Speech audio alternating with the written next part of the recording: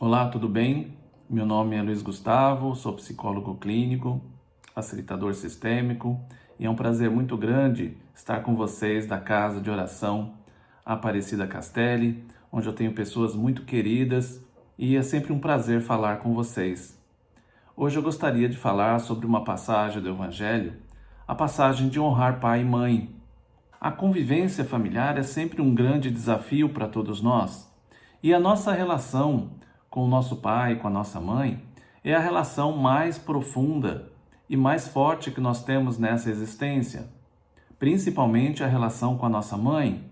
A nossa mãe tem uma relação 9 meses na frente que qualquer outra pessoa que nós conhecemos, porque nós ficamos lá 9 meses no útero dela antes de nascermos. Então a nossa relação e a nossa conexão com a nossa mãe é muito forte, é muito profunda. E quando nós temos dificuldades no relacionamento com nosso pai, com a nossa mãe, nós vamos também nos desconectando de coisas importantes da vida. Se a nossa conexão com essa existência começou lá, quando o espermatozoide encontrou o óvulo, do papai e da mamãe, e nós pudemos reencarnarmos, ali começou a nossa existência. E ali nós recebemos também naquele momento todos os recursos que nós precisávamos para dar conta de todo o resto.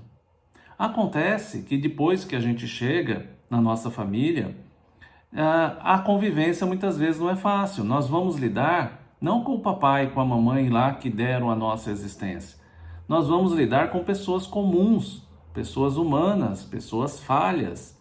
E como pessoas humanas, comuns e falhas, eles também têm lá questões para resolverem também nas suas histórias de origem. E nós presenciamos muitas vezes coisas desagradáveis, brigas, discussões. Às vezes nós começamos a nos meter nos assuntos deles, muitas vezes eles nos metem nos assuntos deles. De qualquer forma, nós crescemos muitas vezes com uma imagem bastante distorcida da realidade deste casal, porque a realidade deste casal não é simplesmente aquilo que a gente viu, Porque tem muitas coisas que nós não presenciamos. Quando esse casal se reconcilia, e provavelmente isso eles fazem na intimidade deles, na privacidade deles, no quarto deles, nós não presenciamos. E muitas vezes os nossos pais se reconciliaram sem a nossa presença. Mas a maioria das vezes eles brigaram na nossa frente, eles discutem na nossa frente, porque os casais eles brigam em público e se reconciliam no privado. Isso faz com que a gente tenha uma imagem apenas de uma parte da história do que aconteceu com eles. E nós crescemos com essa parte, que é a parte que não foi muito boa daquilo que nós presenciamos. E com essa imagem distorcida, muitas vezes nós nos afastamos do homem comum ou da mulher comum através de críticas, acusações e julgamentos. Acontece que dentro daquele homem, daquela mulher comum, habitam o nosso papai e a nossa mamãe. E quando nós temos críticas, acusações, julgamentos ao homem e à mulher comum, nós, de alguma forma, nos desconectamos do nosso pai e também nos desconectamos da nossa mãe. O efeito disso é que essa desconexão traz prejuízos na nossa vida adulta, principalmente nas nossas não realizações. Nós não vamos conseguir nos realizarmos porque estamos desconectados, na verdade, com uma parte de nós. Sim, porque metade de mim é o papai, metade de mim é a mamãe. Então, biologicamente falando, metade dos meus cromossomos veio do meu pai e a outra metade veio da minha mãe. Então, metade das minhas células é o meu pai e a outra metade das minhas células é a minha mãe. Quando eu me desconecto qualquer uma dessas partes, eu me desconecto de uma parte de mim. Daí surgem a baixa autoestima, aquela sensação de vazio interior que as pessoas relatam e trazem. É óbvio, Quando eu estou desconectado de metade de mim, ou quando eu tenho crítica aos dois, eu estou desconectado totalmente de mim, porque eu sou feito dos dois, eu não consigo realmente as realizações que eu preciso alcançar e que eu quero realizar. Então essa desconexão nos prende a não realizações. E nós começamos a achar que nós não somos bons o suficientes, começamos a interpretar que nós não merecemos. Nós espíritas às vezes interpretamos que fizemos coisas muito equivocadas na outra encarnação e nós estamos pagando nesta encarnação, e isso também é equivocado muitas vezes. Então nós precisamos olhar com um olhar diferente, né? E esse olhar diferente é quando nós separamos internamente aquilo que aconteceu com aquele casal do nosso pai e da nossa mãe. Porque é importante fazermos essa separação. Sem essa separação, vamos continuar misturando a história do casal com a história, né, de vida que nós temos, com a grandeza do momento que nós ganhamos a nossa vida. E isso é o mais importante. Se você colocar no lado da balança a vida que você recebeu, naquele momento exato, num ato de amor, onde aquelas duas pessoas ficaram juntas e fizeram você, e do outro lado, as coisas que você viveu com aquele casal humano, comum e imperfeito, e ali teve dores, sofrimentos, até traumas às vezes nós trazemos dessa vivência. Mas se nós colocarmos numa balança a vida, né, que recebida no momento lá da nossa concepção e as coisas que nós vivemos, qual lado pesa mais? E você obviamente vai responder como a maioria das pessoas responde: o que pesa mais é a vida.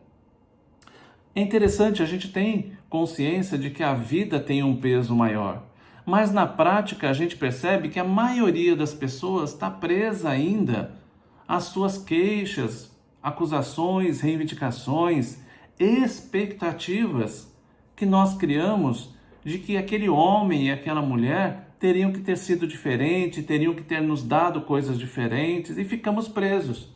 Tem pessoas que chegam para nós e dizem: eu não me realizei porque o meu pai não me apoiou, porque o meu pai foi ausente, eu não me realizei porque minha mãe não foi amorosa, carinhosa.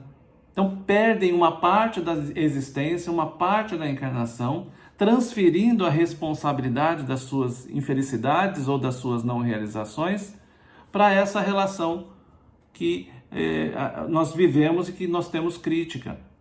Então é um desperdício de vida, é um desperdício de encarnação quando nós nos postamos desta forma. E se nós olharmos com outro olhar, qual olhar?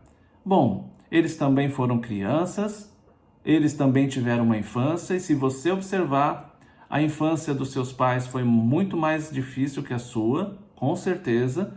E se você olhar lá para os seus avós, você vai perceber que também lá a vida, o destino do vovô, da vovó foi mais pesado, do bisavô e da bisavó mais pesado ainda, ou seja, na medida que foi avançando as gerações, o destino foi ficando mais leve. E quando chega para nós, já é mais leve que o destino dos nossos pais. Então os nossos pais foram crianças.